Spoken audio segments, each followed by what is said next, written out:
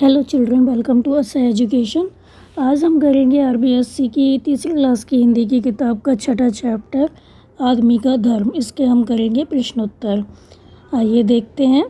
तो पहले आपके जो ये शब्द अर्थ दिए गए हैं आप उनको अच्छे से समझ कर याद कर लीजिए। पहला शब्द है आवश्यकता। इसका अर्थ होता है ज़रूरत। मुँहफट मतलब अधिक बोलने वाला। साहस माने हिम्मत। अनाथ जिसके माता पिता मर चुके हों, जिसके माता पिता ना हो। सहज माने आसानी से। फिर है उच्चारण के लिए आपको बोलकर बताना है कि ये क्या लिखा हुआ है। पहला है आवश्यकता, दूसरा है सत्य, फिर है विश्वास और फिर है स्वस्थ। अगला है सोचें और बताएं। पहला प्रश्न है बालक पैसे मांगने किसके पास गया। बालक जो था वो पैसे मांगने किसके पास गया था, तो बालक पैसे मांगने एक धनी आदमी के पास गया।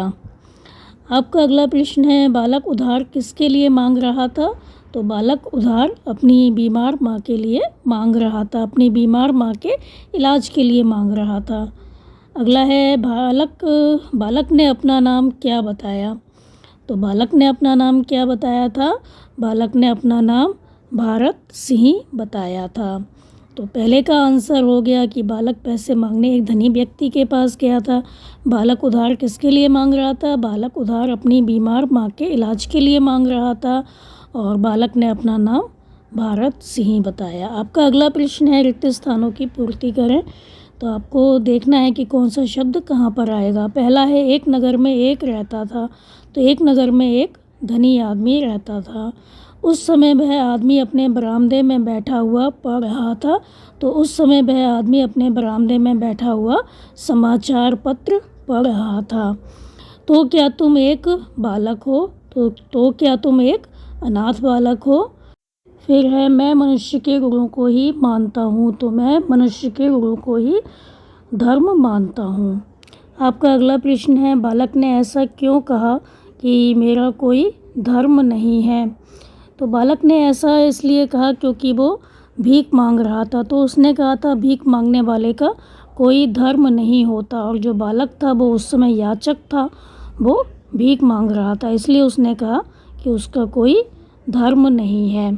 अगला है बालक को उसके गुरुजी ने क्या सिखाया था, तो बालक को उसके गुरुजी ने क्या सिखाया था, तो बालक को उसके गुरुजी ने यही सिखाया था कि कर्तव्य पालन, प्रेम, ईमानदारी, दया, सत्य, सेवा यही मनुष्य के धर्म होते हैं। अगला प्रश्न है कि बालक और बाबा के बीच हुई मुख्य बातों को अपनी भाषा में लिखें। तो बालक और बाबा के बीच में क्या बात हुई थी, तो जो बालक था उससे बाबा ने पूछा था, जो धनी आदमी था उसने पूछा था कि उसकी जाति, धर्म, नाम और पहचान क्या है। तो इस पर जो बालक था उसने उत्तर दिया था उसकी कोई जाति नहीं है, कोई धर्म नहीं है, उसका नाम भारत है और उसकी पहचान देश का जो चिन्ह है सिंह, शेर, वो है।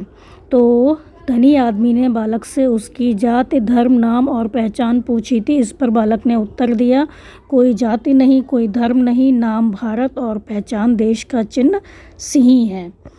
आपका अगला प्रश्न है धनी आदमी ने अंत में क्या कहा, तो धनी आदमी ने अंत में कहा तुम्हारी बातों से मेरा हृदय प्रेम से भर गया, जाओ अपनी माँ का इलाज कराओ, तुम मेरे पुत्र के समान हो।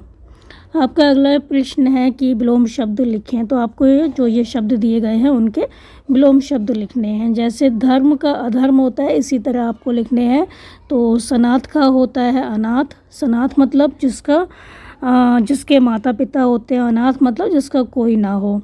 तो सनाथ का हो गया अनाथ, और विश्वास का हो गया अविश्वास, सत्य का असत्य, और स्वस्थ का हो गया अस्वस्थ। आपका अगला प्रश्न है अंतर बताओ। उठना, उठाना, करना, करवाना, चढ़ना, चढ़ाना, चलना, चलाना। तो इन दोनों ये जो शब्द दिए गए हैं उठना, उठाना, इसमें क्या अंतर है। तो पहला जो शब्द है वो स्वयं के लिए प्रयोग किया जाता है, और जो दूसरा शब्द है वो किसी दूसरे को हम काम करवाते हैं तो उसके लिए प्रयोग किया जाता है। तो करना स्वयं के लिए, करवाना दूसरे के लिए। चढ़ना हो गया स्वयं के लिए और चढ़ाना हो गया किसी दूसरे को। चलना स्वयं के लिए और जो चलाना शब्द है वो किसी दूसरे के लिए आएगा। अब आपका अगला प्रश्न है किसके द्वारा क्या कहा गया। तो बालक के द्वारा क्या कहा गया और बाबा के द्वारा क्या कहा गया। तो आपको चैप्टर में देखना है कि बालक ने क्या कहा, फिर जो बाबा हैं उन्होंने क्या कहा था। तो यहाँ पर जो बालक है वो कहता है मुझे 5 रुपये दे दो बाबा। तो जो आदमी है वो क्या कहता है, इतने रुपए। तो जो बालक है वो कहता है हाँ बाबा, बीमार माँ के लिए दवा खरीदनी है। तो जो आदमी है वो कहता है कि तुम्हारी जाति क्या है। तो जो बालक है वो कहता है मांगने वाले की क्या जाति हो सकती है बाबा। तो जो आदमी है वो कहता है और धर्म। तो जो बालक है वो कहता है उसका धर्म भी नहीं होता।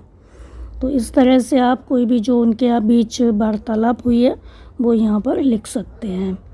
आपके जो अगले प्रश्न हैं वो आप अपने आप करेंगे। जैसे कि इसमें दिया गया है कि उक्त पाठ के संवाद को, जो भी इनकी बातचीत हुई है बाबा की और बच्चे की, उसको आपको अपने विद्यालय में आयोजित जो बाल सभा है या उत्सव है उनके अवसर पर शिक्षक की सहायता से मंचन करना है। उस पर एक नाटक सा बनाना है और दिखाना है।